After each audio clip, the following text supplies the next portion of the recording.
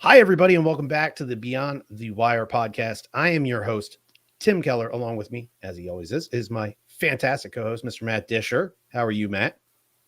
It's another day in paradise, Tim. It is. Another day in paradise. It is. But you had a vacation. Let's talk about that first. Yeah, you sound much better than when you first came back from Florida. The extended family decided we were all going to get away here towards the end of summer. So that's why we didn't have a show last week. Had to actually cancel on a guest. So we will rebook him and look forward to having that conversation. It's a returning guest, as a matter of fact. He was looking for a job last time he was on. Now he's got the said career. We want to talk to him a little bit about that. But yeah, Matt, we got away to the Carolinas, spent some time in the Myrtle Beach area. As a matter of fact, we want to talk about 9/11, the 20th anniversary. I happened to be leaving the area on 9/11. So I was driving home on the anniversary, on the 20th anniversary. We were coming home, passed through a town called Conway, South Carolina. And coming into the town, there is a bridge that goes over the river. And as we started to crest the bridge, I noticed someone standing on the bridge holding an American flag. And I go, oh, that's very nice.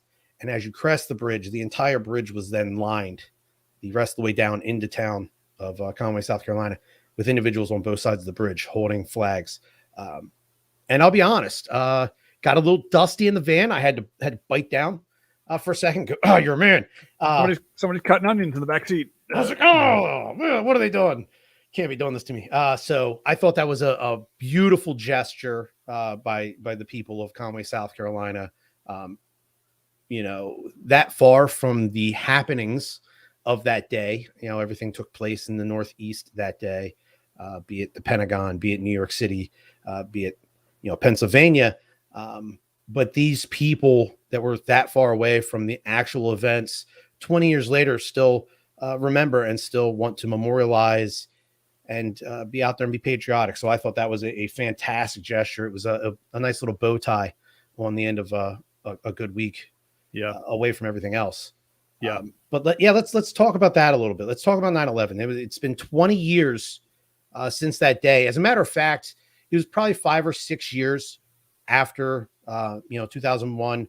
I'm out of the service now. I'm home.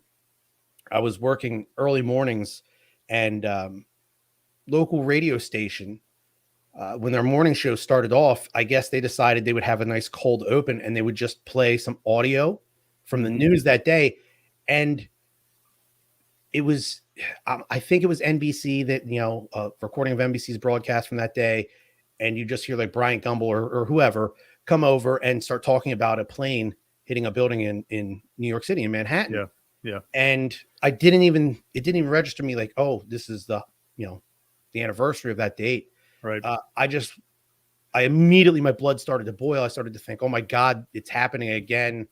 I'm going back. I'm finding a daggone recruiter and saying, what do I need? I got to shed 10, 15 pounds. I know that. Can I sign up if I'm old? Yeah. Listen, I can still shoot. I just can't run. Yeah. You put the fast guys out in front and I'll give them nice cover fire. Give me a nice scoped weapon. I'll be okay. I had a very visceral reaction that day, as a matter of fact. But I know 20 years ago, you and I were both in the service. We weren't, as you said, air quotes here, old yet. Right. But where were you? Where were you 20 years ago? Here's what's weird, Tim. Like, we talk about this like 20 years. I was talking to one of my coworkers the other day.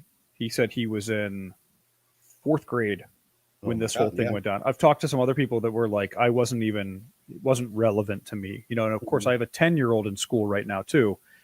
And they had a thing at school talking about 9/11, and some of the kids in class didn't know about 9/11. So they hadn't had these conversations with their parents, which is a little strange to me. Yeah. Considering it was so impactful to our generation, but to each their own. But what I thought about was the fact that some of my coworkers, some of the people I talk to, they talk about where they were and how a lot of them are young. And I still consider myself, I don't consider myself an old person yet. 20 years ago, this feels like it was 2 weeks ago for me. Well, yeah, I said this to my wife just the other day. I said, this is something that literally feels like it could have happened 2 months ago. Yeah. let alone 20 years ago. Right. And the fact that all of our children that live in our house were not even alive for the, Right. it is in my head, this is one of the things that, be it dementia or whatever, I should probably never forget this event. Right. Right. Well, it was such a monumentally impactful thing, especially, and I say this for my career because a lot of my career has been based around supporting the post 9/11 veteran. And so had that event not happened, I don't know what I'd be doing for a living. And I'm not saying this one way or the other. Of course, if we could all go back in time and take that whole thing away, make it not happen, we would do that. We would opt for that option. But it did happen. And so I still do base a lot of my messaging and the career, the different items in my career and the different events that I've been to, they were a result of those events unfolding that day. I was a 19-year-old kid. We were deployed with the 11th MEU. I had entered the fleet out of engineer school in the August, so almost a year, a little over a year before 9/11. I had entered the fleet with the 1st Combat Engineer Battalion, and I entered a platoon, or a company rather, that was working up to afloat. We were going to deploy with Fox Company 2-1. It's a amphibious raider company, and so we had to go through a lot of their training with them. We did the urban warfare. We did kicking down doors. We did blowing doors off of hinges, blowing holes through walls. We did the amphibious raids. Some of the guys in my platoon went through, in my squad went through the boat school down in Coronado. I guess the SEAL teams took them through the Zodiac boat school. Yeah. Taught them how how not to drown when you get tipped over in rough surf. If you've ever been on a Zodiac boat and surf, it sucks. It's cold out at night. You're soaking wet. And typically on these amphibious raids, you are exhausted because you've been awake for 24 hours plus, getting ready for that operation and going out. So we did a lot of that stuff. We were, for all intents and purposes, ready to bring the fight to the enemy. The problem was at this time, we weren't at war, which is one of the reasons I joined the Marine Corps in the first place. My dad was in the Navy during Vietnam, always talked highly about Marines, said if anything ever goes down, the Marines are the first to fight. And so that's where I wanted to be. I wanted to be among those warriors.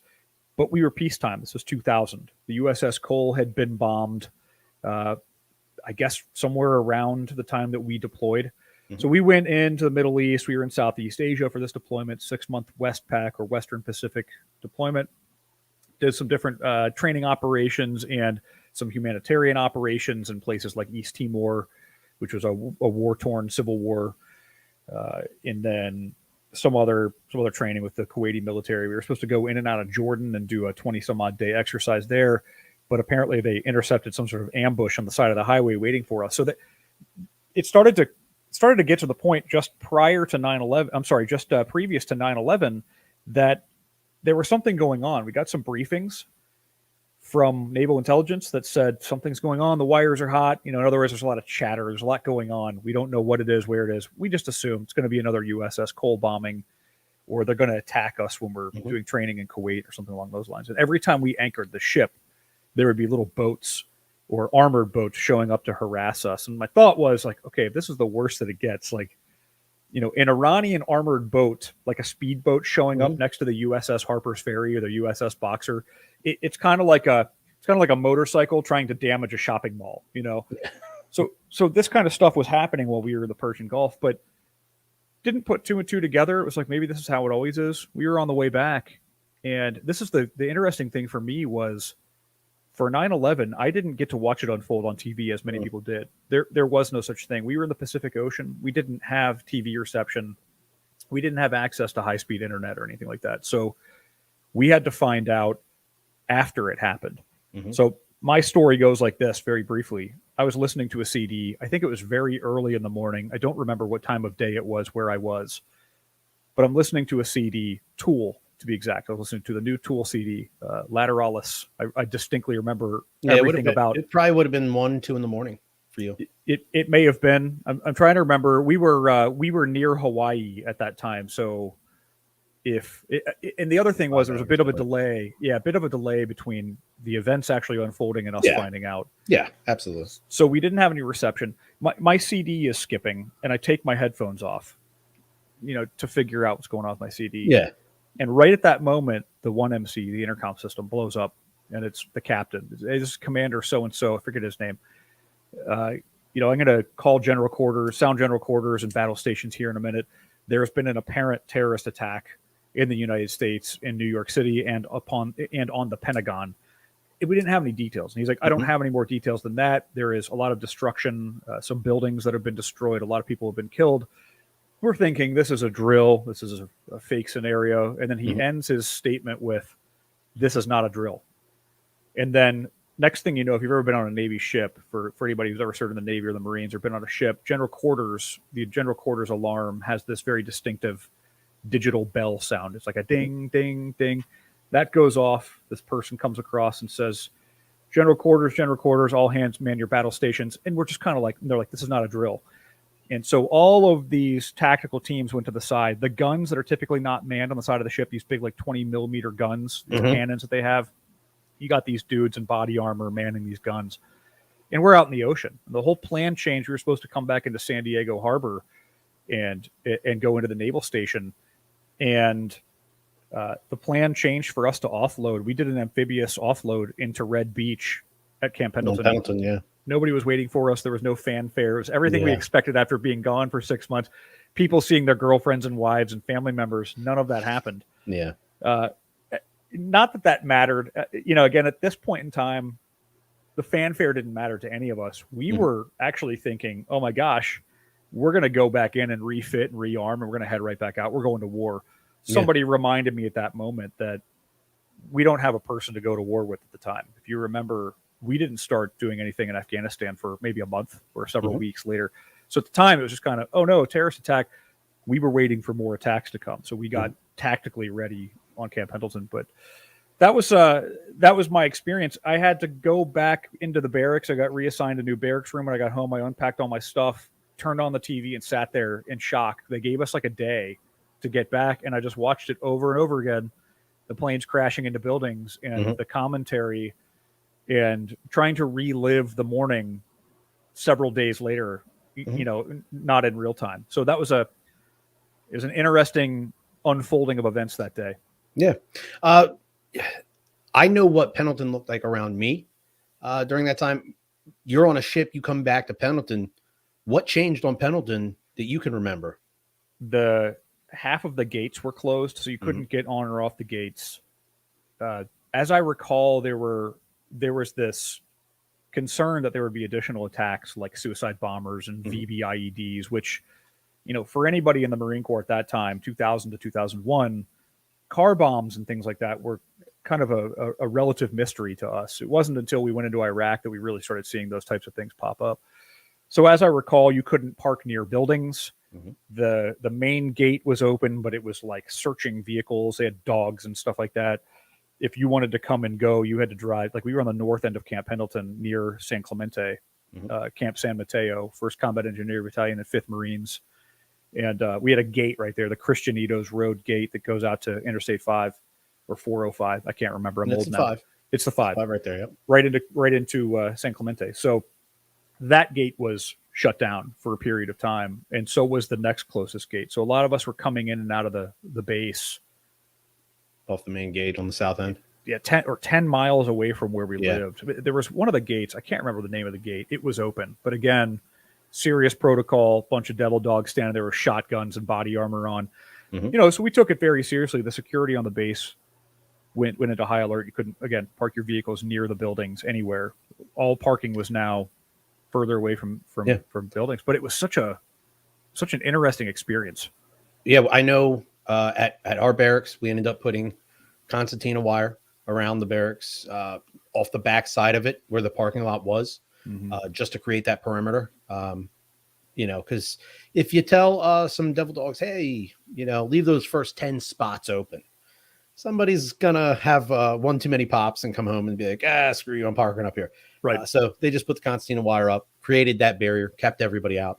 If you wanted to park your vehicle up front, you're probably going to have to spend a lot of money to get the concertina wire pulled out from under your front wheels. Right. Right. I was actually stationed on Pendleton during that time. I had become attached to a group of individuals that were going to Egypt for Operation Bright Star. And I forget when we were originally supposed to leave, but we showed up for morning formation. I don't remember if we had PT that morning or not, so I can't remember if I was in camouflage or my silkies, but showed up down at the company early that morning. And I guess the first plane had already hit because they told us, we're all standing there in formation. We're waiting for Gunny to come out. Nobody's coming out. 10 minutes go by, 15 minutes go by. And at this point, we're like, okay, well, now something's odd. Something's going on. Because at least somebody would come out and say, hey, we're in a meeting, or, Gunny's talking to Captain. He'll be out. Nothing like that had happened. So when Gunny came out, so did Captain, so did the platoon lieutenant. And they just said, really without giving any details, hey, something's going on. You guys need to be aware of it. We ask that nobody try to leave base at this time. I know not everybody in the barracks has cable TV. That was kind of a thing a handful of us had. Right. And they said, just go back to the barracks. The 2 or 3 of you that have cable TV, everybody just pile into those rooms and essentially just turn on any of your major networks. Really, you could have turned on VH1. Right. It really didn't the whole matter. World. VH1 for all you kids out there was a channel that played music videos way back in the day. What's a music video, you ask? We'll talk about it in the next episode. It's a long time. It's been 20 years. Anyways, we went back to the barracks. I remember I kind of took my time walking back up the hill, got to the barracks. By the time I made it into somebody's room, it was about the time the second plane was hitting the second tower in New York. And I remember being confused. I'm like, what the hell's happening? Like, what is this? Didn't know. The minute or two I was there before, they were talking about, a pilot, kind of being lost in the air. It was probably accidental with the first plane hitting. And literally within 90 seconds of me being in the room, here comes the second plane. It crashed. Right. And now the talk immediately changes. This can't happen twice. Oh my God. This is somebody's doing this on purpose. Right. What's happening? Right. Shortly after that, the Pentagon gets struck. And then there's the news of the plane going down in the field in Pennsylvania. Right. And, we, as dumb as we weren't all idiots. Right. We started to piece it together that somebody was attacking us. At that point, the day kind of happens and flashes. I remember one of the platoon sergeants came up, let us know, hey, start grabbing your gear. We're going to have an inspection on the basketball court here in about 3 hours. We need to make sure everybody's ready to go right now in case we have to go right now. We had our inspection. I remember there weren't these fancy little things called cell phones at the time that everybody had. A handful of us had them. So I used what was called a calling card, and I went down to the payphone at the bottom of the barracks, and I called my dad. Yeah. I remember talking to my dad for a bit, and in that moment, in those few minutes of talking to my dad, I went from being legitimately, I was scared. I would say that I was scared because for the first time, I thought what I signed up for was actually going to happen, and that might force me into a situation where it might cost me the ultimate price. Right. And I went from that to realizing this is exactly what you had signed up for. And I went from that to incredibly locked in. And I was like, let's flip and go. Yeah. They want to come here and do this. You don't come to my house and smack me in my face. Right. Without it costing you something. And now you're going to see what it costs. Yeah. And I all the training I had done up to that point with all those individuals and just the sheer force I knew that we as a country could bring. I was like, you know what? You had your day. Right. You caught us off guard. You smacked us in the face. We're not coming to smack you in the face. We are coming to beat you down. Yeah. But yeah, the next couple weeks, everything on base was locked down. If you've ever been on a large military installation like Camp Pendleton or Lejeune or some of the forts that the Army has, they are small metropolitan areas, essentially. You know, the trash service coming in and out off base, you know, civilian employees coming in, MPs, fire departments, yep. you know, your cable guys, your electricians, you know, come in and, you know, thought nothing of it. And, you know, from that moment on, it became very hard for those services and those contractors and the, you know, civilian employees to get in and out to do their jobs. Things definitely changed on those bases after, you know, after that day, after those events. It's a day, like I said earlier, I will never, ever forget this in my life, barring, you know, something later on in my life where I forget everything. It's our generation's Pearl Harbor. We got punched in the nose. And I always say this, that they used our freedoms. They used our freedoms and security against us. The fact that you could just walk into a cockpit of an airplane. Yeah.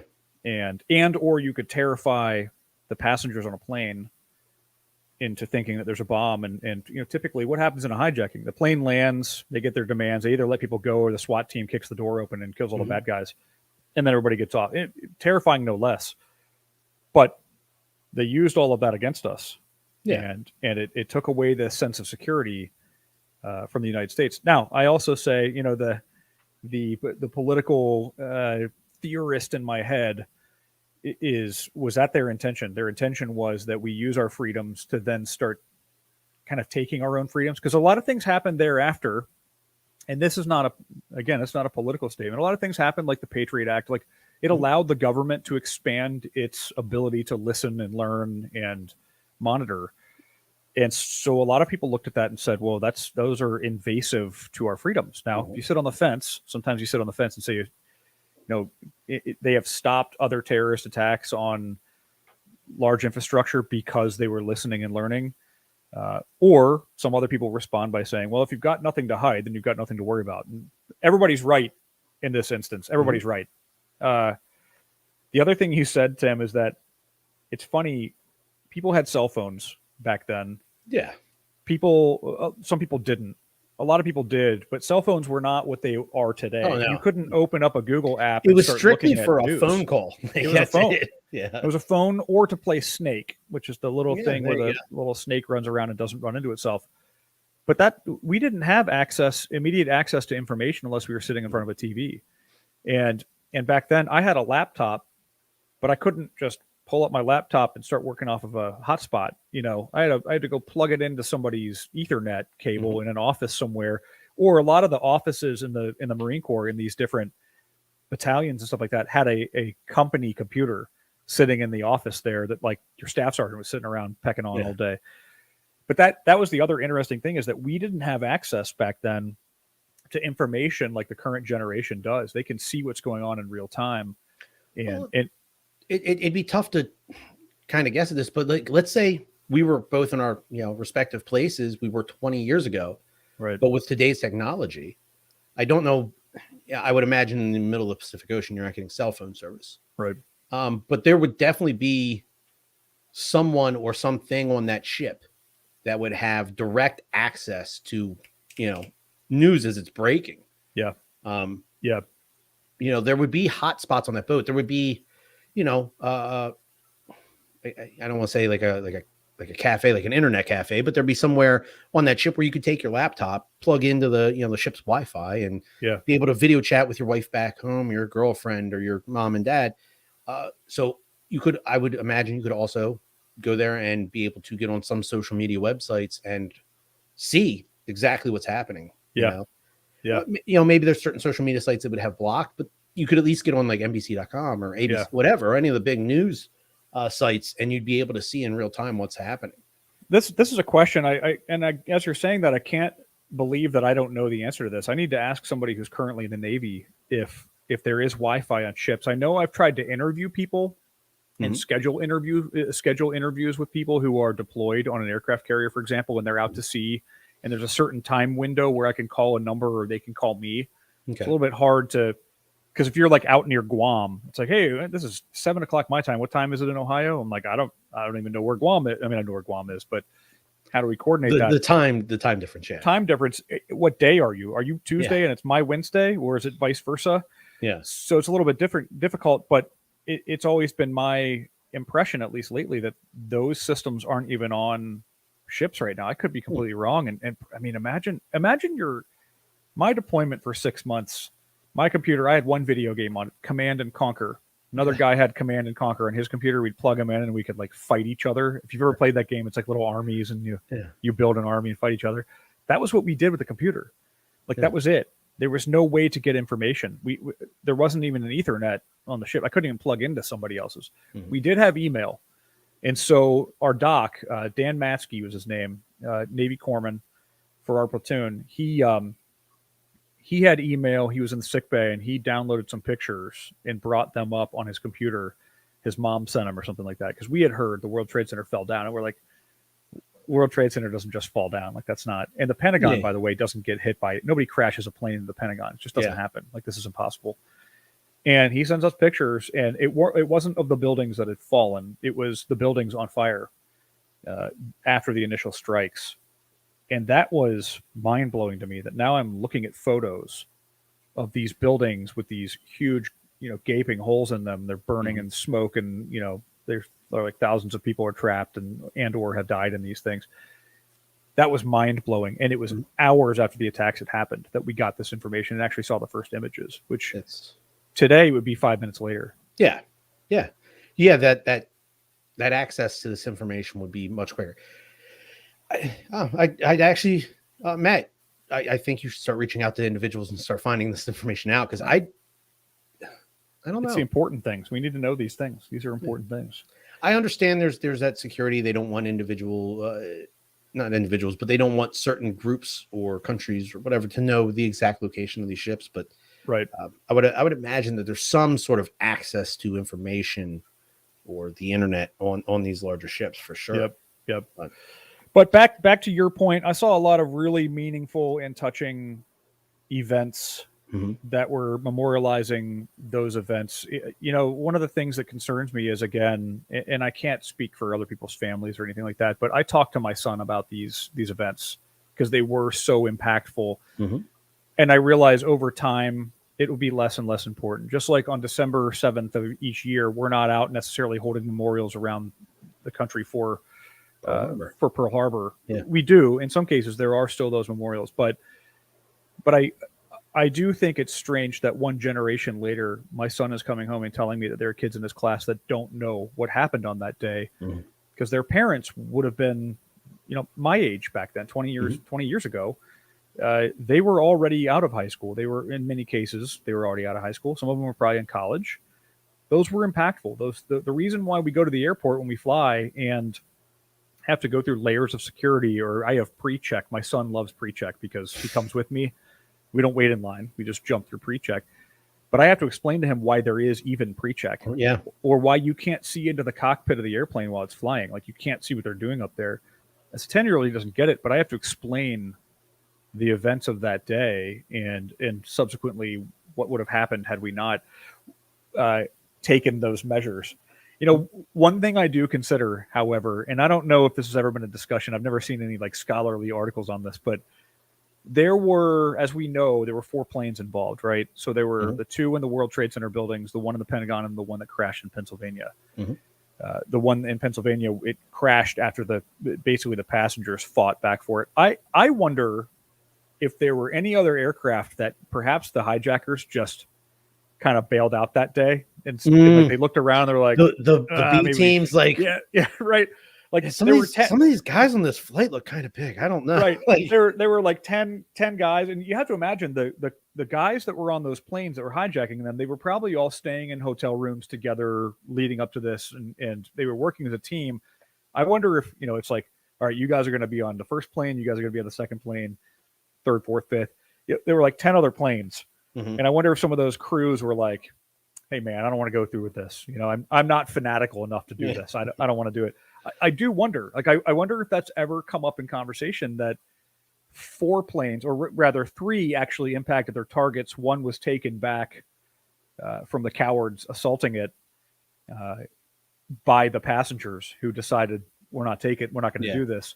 I wonder how many more there were that just got grounded. They got off the plane. They're like, I'm just going to, hey, you know what? I'm in America. I'm going to stay here in America. Crazy. What's happening? Right. They're like, hey, this country's not so bad. I've just spent the last, year here learning how to fly airplanes. And now I'm one of the flights go, that got grounded in LAX was supposed to hit like Tower Records building or something. You know? Right. I'm going to go open a deli and live my life. I do wonder. I wonder if there's ever been any conversation about. I'm going to write a script and make a movie about the aftermath that didn't happen. Right. Yeah. The guys who walked away from it. That would be an interesting story. I will say, I would like to bring up, and seeing these memorials, it's a small slice of really what America was like for. I wish it had been longer, but like for about a month. Yeah. After 9/11, maybe a couple months. It really showed how great we can be as a nation. Mm-hmm. And I wish, especially in today's political climate, I wish we could harness that a little bit more often without something tragic having to happen. Because really, we as a country, we as a people, we as a nation, we as a planet, other countries reaching out, offering their assistance, offering their help. Mm-hmm. Even if they didn't have anything to offer, sending their condolences. Right. It really was a worldly issue. People realized quickly, like, not that America's everybody else's big brother, but hey, if the big guy can take a punch, we all are susceptible to taking this punch, and we might not be able to fight back, right? Like certain other countries. So, everybody around the world just started to come together, and it's really a thing we've been missing a lot for these past 20 years. You got to think about it. The World Trade Center in New York City. Mm-hmm. It is sort of the beacon of the melting pot of the world. Mm-hmm. It's the beacon of freedom. Thusly, the world. The Statue of Liberty. A lot of people from a lot of places came to America over the years and made a home here. It is, America is truly the melting pot. If you go to a lot of other countries, places we've traveled in the military, places you visit, maybe aside from Europe, but maybe a lot of other countries around the world are very much, it's one race of people in each country. There's a word for it and it escapes me right now, but it's centric to one race of people. If you go to Japan, the vast majority of the country are indigenous Japanese. Mm-hmm. It's not a melting pot of other people. Really take away the United States military and the other operators there, and you probably are. You have a handful of expats. Right. China, Southeast Asia with India, Pakistan, Afghanistan. It is vastly, overwhelmingly, indigenous people. Right. With a handful of expats, and you have some tourists coming through. Right. Monoethnic is the word I was looking for. I had to look it up real quick. Monoethnic, and it just simply means that the ethnicity of a lot of countries is the same. Mm-hmm. So, again, we can get down a bunch of different rabbit holes with this conversation, but I always say this, that America does a pretty good job. We have traditionally done a pretty good job, not historically in all cases, but traditionally in recent years, we've done a very good job of being a good melting pot of people. That America's foundation is on being a melting pot of people, more diverse than a lot of the rest of the world. I realize Absolutely. There are other countries that have more diversity than the United States, but we are among the leaders in that space. America, New York City, the World Trade Center, these were beacons of hope. Are we the most popular country around the world? Absolutely not. But we're also a country that has a lot of like cultural things are shared. Like a lot of other people and other cultures want what America has. They want to duplicate that. And I'm not speaking for everybody, and I don't mean to sound like, I'm really sensitive to the idea that I realize that Americans typically think, hey, we've got it all here and we're better than everybody else. It's all relative matter of experience, really. Mm-hmm. But I think that's what happened. I think our allies, our friends, people that look at America like, I would love to end up there. I mean, again, you can see the memes on social media. People are not clawing their way over a fence to get to Cuba. People are not floating their way from Florida to Cuba. They're doing the opposite. They're coming here because there are opportunities here. And if you ask a lot of people that have immigrated here, it is the land of opportunity, it is a land of hope. that was kicked in the face one day. Mhm. That happened that morning. That affected everybody. And I realize a lot of countries, there's a lot of violence on a day-to-day basis, and some people were probably like, "Oh, look, America got a taste of, what it's like to not be safe." But I think most people looked at it as though it was a cowardly attack on civilians. It's one thing to go toe to toe with the military, which, again, for the sake of argument, you're not going to go toe to toe with the U.S. military in many cases and win that fight or make a political statement. It's terrorism. Your intent is to solve or to inflict violence in order to achieve a political goal of some sort, whether that's a long-term or short-term. So I think that's why the rest of the world looked at this and said, or a lot of the rest of the world and said, "Oh my gosh, we should probably be on board with this." But I also think that America has always been a big supporter of other democracies and other republics around the world, and we give them a lot of money, we give them a lot of support militarily, financially, etc. So it's hard not to be on the same page about going to war against terrorism or not being okay with terrorism. I think is probably a better way to put it. You brought it up that there might be people elsewhere in the world that go, "Oh, no, okay, Americans are getting a taste of what it's like to live elsewhere," and that's truly, the biggest statement in itself for generations, in different countries. Germany had their shot, Russia. There's African countries that to this day are still war torn like this. The Middle East, where 4 days in a row could be just fine, and then randomly there's a suicide bomber, there's a car bomb, there's right, there's a new militia, things of that nature. That doesn't happen here on a daily basis. Sure, there's political unrest, there's protests, there's street police violence, things like that. Yeah, right, yeah. But the reality is we aren't waking up to this new warlord from the next county over coming to drop grenades, drop bombs, right, have his teams running through our neighborhoods. Right. That sort of thing doesn't happen here. So for when it did happen on September 11th, it was a major shock. Yeah, right. But still the rest of the world understands that this is the type of place that, despite our differences, despite us bickering back and forth, at the end of the day, so far anyways, we aren't war torn. We aren't constantly under siege. I've heard the conversation or the statement made that, and it's always piqued my interest. That is, our biggest issues in the United States. Again, there's street violence. We have street violence. There are certain communities that are more dangerous than others, and we have our own. We have homelessness, and we have people going hungry and things like that. We're not going to be perfect. Those things happen everywhere.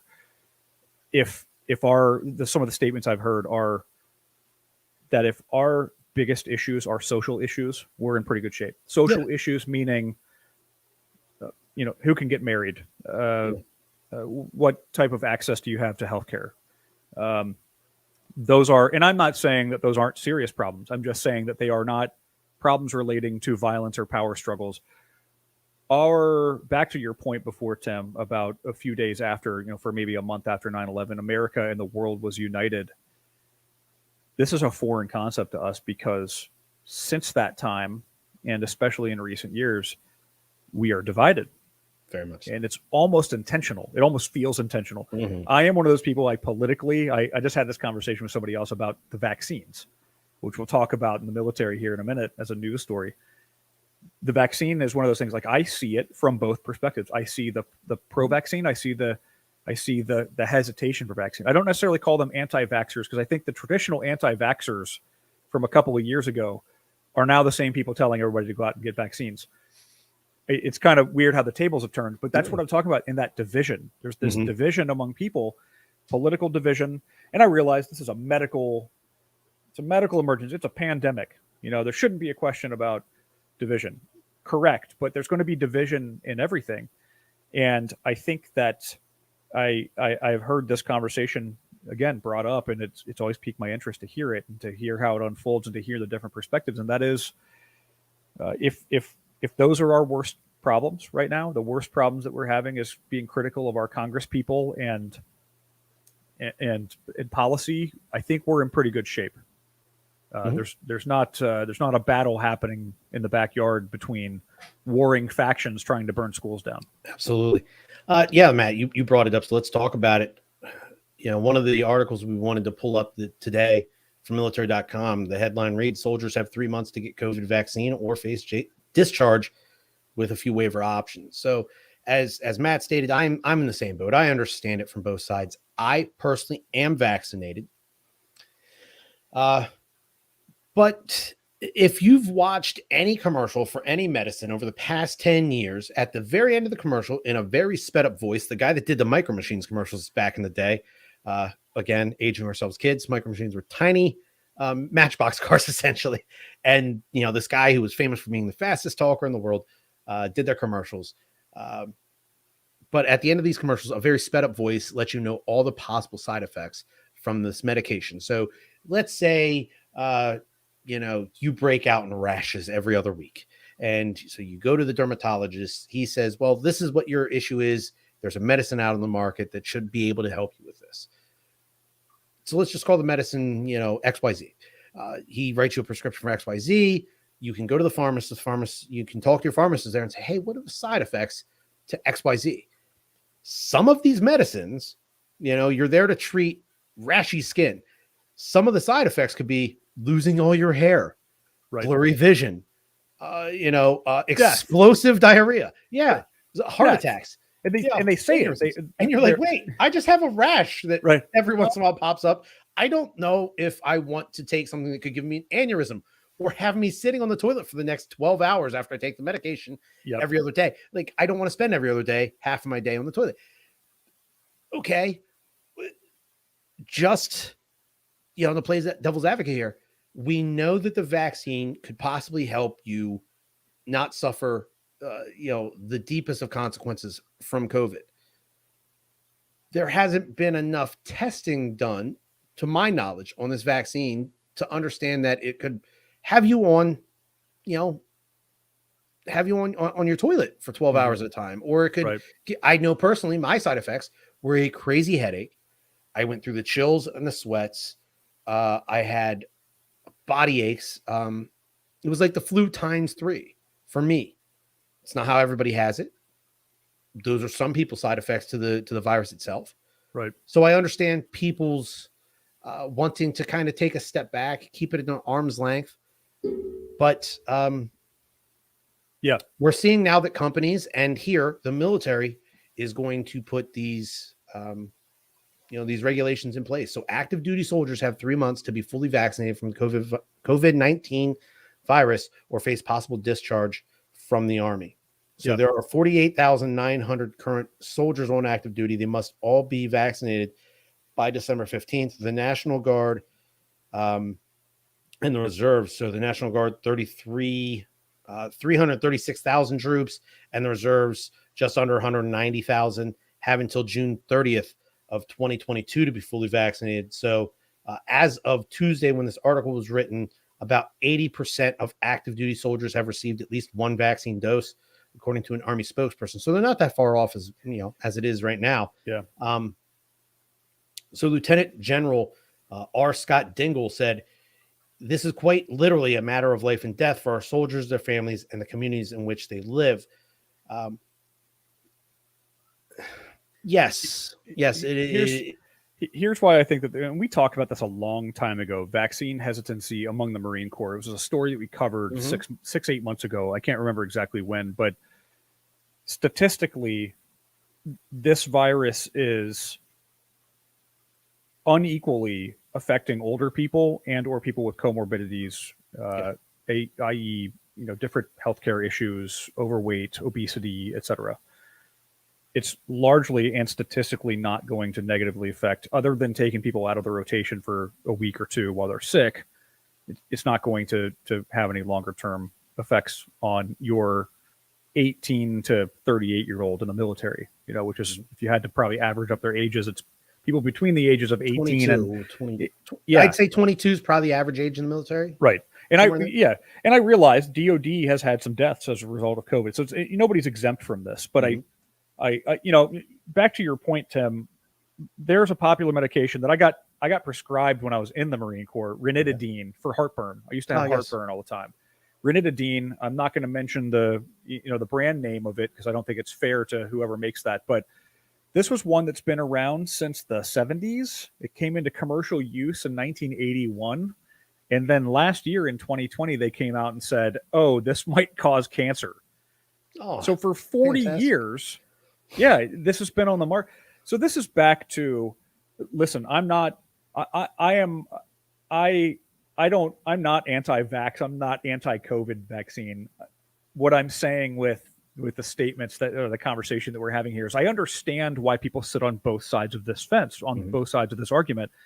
Statistically, people who have the vaccine will suffer less, right? We know that. That's what they're saying. Statistically, if you have the vaccine, you can still get COVID, you can still spread COVID, but you're probably not going to end up in the hospital. And if you do, you're probably not going to end up on a ventilator. And that's ultimately the goal. You don't want to have long-term suffering from this.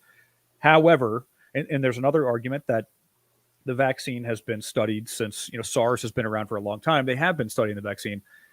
One of the counter arguments I've seen to that, and by the way, none of this is my personal opinion. This is just what I'm seeing out here. So we're kind of regurgitating the statements and the comments and around why 400 and some odd thousand people maybe don't get it in the military or are being hesitant. It's still not available or recommended for kids under 12. If it's been studied for a number of years, people are saying, then why is it not ready? Why was it not ready when COVID came out? Why is it just now being FDA approved? And perhaps it's because it was still in the phases of being studied and they don't know what the long-term effects are. And so I think that people are asking those questions. They're also questioning some statistics around what the actual rate of hospitalization is. And we're seeing some stories come out on that recently, some different research studies that are saying the hospitalizations are largely mild. But again, it does go back and re-equate it to you have lesser symptoms if you are vaccinated. So I think I get it from an insurance standpoint, from an employer standpoint. The military doesn't want people on sick call.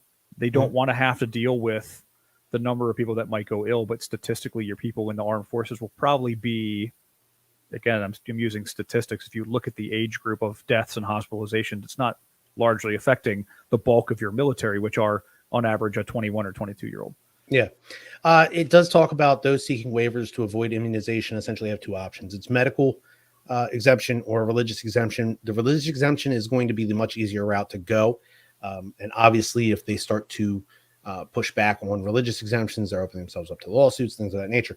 Medical exemptions, they're saying, are going to be much harder to get. You're going to have to show a prior history. Yesterday's anti-vaxxers, if you have a history of, not getting flu shots, not getting your polio vaccine, things of that nature, that's just the family you came from. Hey, we're nice, strong American people. If we live a nice, healthy life, we shouldn't need these vaccines. If you come from a family like that and you have a history of not receiving vaccines, it should be easy for you to get the medical exemption.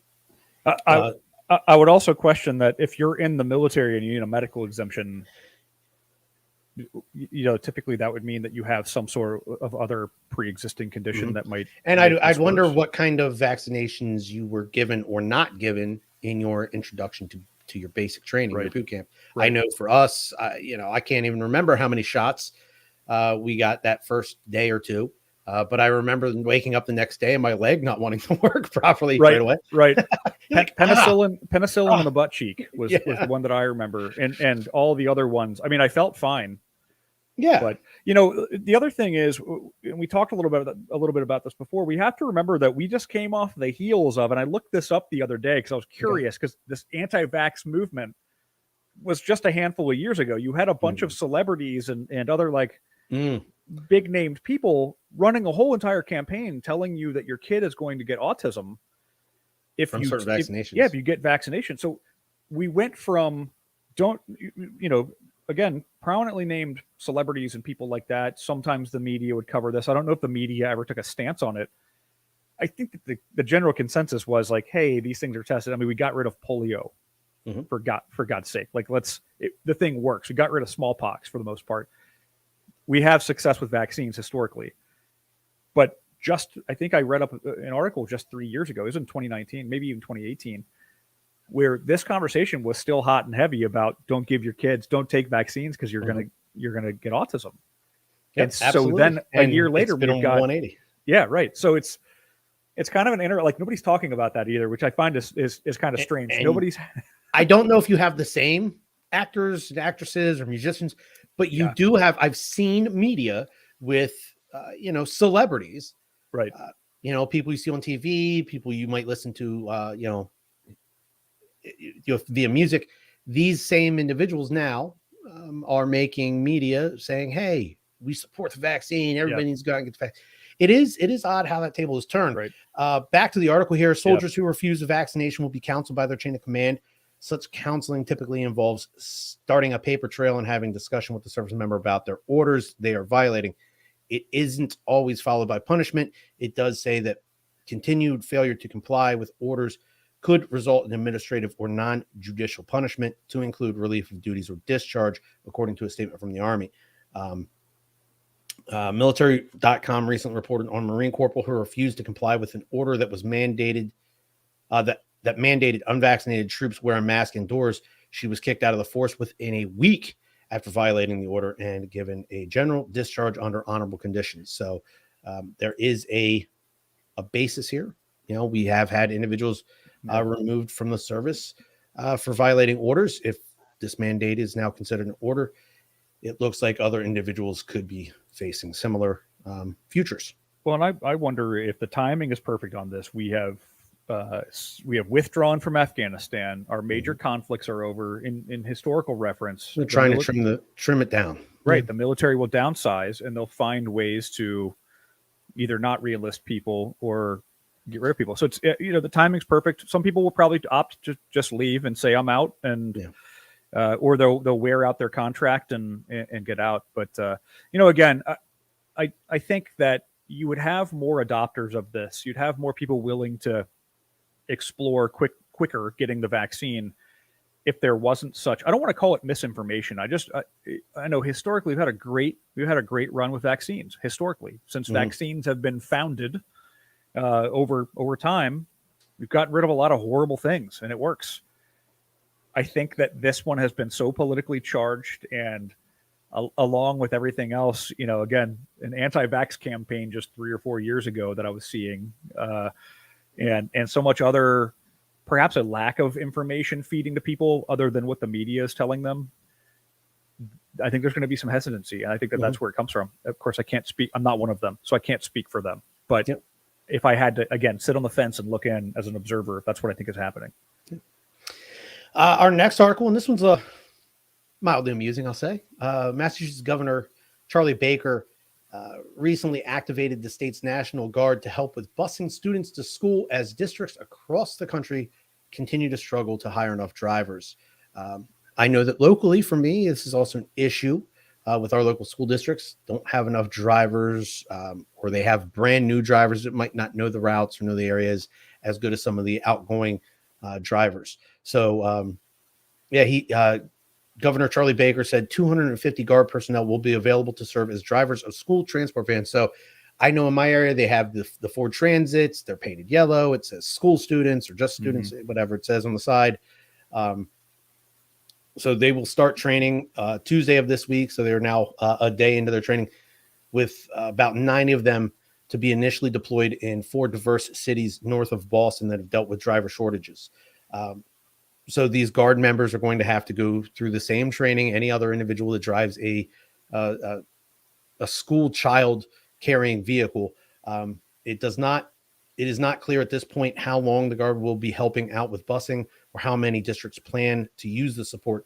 But Governor Baker stressed that the busing duties won't interfere with the Guard's ability to respond to other major state emergencies. So I kind of talked about this a little bit with my wife before we came out here to record, and she's asking, are they going to be in, uniform, things like that? I just picture a Marine Corps DI, that flat brim just above the eyelids, sitting there, 12 and 2, staring straight out the window. Sit down. And some kid shoots that rubber band in the back of his, screeching halt, turns around, knife in. That's it. That's it. Fire drill. Right. He's got them all jumping out the back of the bus. There's 3 feet of snow on the ground. Breaks the bus, Yeah. the bus slides sideways, or even better, like the person who runs the little stop sign, and this dude, fishtails the bus and like chases him down and pits the car into like a ditch, and then gets out and drags him out of the car. Like, what do you think you're doing? Yeah. I mean, the kids out doing push-ups. Right. I do wonder though, is there gonna be like a no dipping policy? Because every convoy I've ever seen with National Guard on the highway when they're going to do training, it's all big old chaws in the lip. Yeah. Everybody's got, so that'll be interesting. Frankly, I would imagine, if you look back in time, like if we were active duty, but if I got called up to drive a bus, like that would have been a really cool experience. I probably would have been a really nice bus driver. I don't think I'd have dealt. I still, to this day, I have children now. I would like to think I'm a pretty decent dad. My kids seem to enjoy my company. I don't know if I had 50 children on a bus. They've been pent up in a school. They may be going to school. They just woke up. They're tired. Yeah. That would be the good ride. I'd be like, you're going to have to find somebody else for these afternoons, because when these kids get on this bus, they're little hellions. Yeah. And I'm going to fight all of them. I'm going to fight all 50 of them. I swear to God, I will. Yep. But, I know locally we have, that individual, that guy or girl that might be at the crosswalk just outside of the school, and they'll walk out in the street. They'll stop traffic coming the opposite way as the bus is coming in, and they just kind of wave the buses into the school. I can see the Marine Corps DI sitting there. You don't tell me what to do. I go when I'm ready. But I, sir. I, sir. No. Louder. Well, this will be interesting. I do wonder why is this along the lines of the unemployment stuff that's happening? Well, the article states the bus driver shortage has complicated a school year already besieged by the highly contagious Delta variant of COVID-19. Mm-hmm. So I know that that certain school districts and states mandated that all teachers, faculty members of schools, up to and including the bus drivers, needed to be vaccinated, or at least mandatory masking. Mm-hmm. And certain individuals decided that, just like we talked about in the article before with the military vaccine, they didn't want to get vaccinated, or they didn't feel they wanted to wear a mask the entire time when they were at work or driving these buses. So, that is their choice to make. And so they knew that if they didn't follow these protocols, they would probably have to look for other employment. They've made those decisions. So just in the Boston area last Thursday, school officials reported that more than 1,200 buses ran late, and more than 40% did not make it to school on time for the opening bell. That's a pretty large number from a very large metropolitan area. So this is a different idea. This is, I'll give the governor and his team credit here. They thought out of the box. How do we possibly help out? Right. How do we fix this? It works. It's interesting, but I could definitely see, I know that, my mom, when we were little and we had a good bus driver for the year, towards the end of the school year, we'd bring the bus driver like a gift, something nice, a box of chocolates or something. Yeah. What do you bring a Marine Corps drill instructor who's been driving your bus now for a couple months? What do you, I guess just Copenhagen. Can of Kodiak. Six pack. Some boot polish. They don't polish boots anymore. They don't do that anymore. No, they don't. Now they have like the fuzzy boots that you don't have to polish. You could, just picture your 8-year-old walking on the bus with a nice sixer. Yeah, here you go, sir. Yeah, here you go, sir. Sit down. The Marine Corps thanks me. The Marine Corps thanks me twice a month on the 1st and the 15th. I said thank you in boot camp one time, and I learned that lesson. Really, you don't have to thank me. The Marine Corps thanks me on the 1st and the 15th. Oh, okay, sir. What? Yeah. But it's Copenhagen, Kodiak, 6-pack of beer, maybe a subscription to Vet TV. I don't know. It's like $5 a year or something. Yeah. A T-shirt that says "My hero's Chesty." Something like that. Yeah. Good night, Chesty, wherever you are. Yeah. There you go. We have a third article, but with what this article is going over, I think we should save this for next week, because this is something I want to kind of dig into a little bit. Well, I think you're right. And I think I'd also like to see if there's a little bit more information. Well, I mean, just as a teaser, it's about General Milley and the conversation around his involvement there at the end of the Trump presidency, nuclear weapons and things. yeah, his interaction with other countries, with you know, the Speaker of the House at the time, things of that nature. But this is just breaking like today, and it's a really, the headline is, oh my gosh, this guy, I can't believe it, you know, I can't believe this happened, and anybody should be concerned with this. But I want to wait until there's more details, and perhaps we talk about it next week. So let's absolutely. I think that's something we should give some time to. Plus, we're at that hour mark, so we've made it, everybody. Thank you for hanging out with us again this week. If you like the show, tell a friend, tell your family, have them also subscribe, give us a like, rating, review, all of those awesome things. You can find us on all the major social media platforms, as well as podcasting platforms. You can check us out there. You can go to our YouTube page, watch us. You can actually see our beautiful faces. Well, at least one of us has a beautiful face. It's not me. So, but until, there he is. Matt's actually got a little chin beard going. I like it. I'm kind of, it doesn't. It's not on the cheeks. You have a natural goatee. I wouldn't have been a very good Viking. That's for sure. Yeah. I'm tall. I'm really tall. And when I work out, I get jacked, but I don't have very good facial hair. Which is a blessing and a curse. Mm-hmm. So. Yeah. My facial hair comes in good, but it's all because everything up top started to fall off. So. All the protein went to elsewhere. Mm-hmm. Yeah. Here you go. Just went on vacation. You want to know a sad thing, Matt? You want to know how I know I'm getting old? I've had a little bit of gray in the beard and a little bit up here on the head for a little bit. Yep. The chest starting to turn gray. Mine, you can't really, I have like a couple I see it. They're grays right there. And then I have like 2 or 3 on the side of my head, but I keep them real short so you don't even know that they're there. You go. Yeah. But can't see the gray if you have a high and tight. That's right. That's true. That's true. All right. So until next week, we'll be right back here on Beyond the Wire.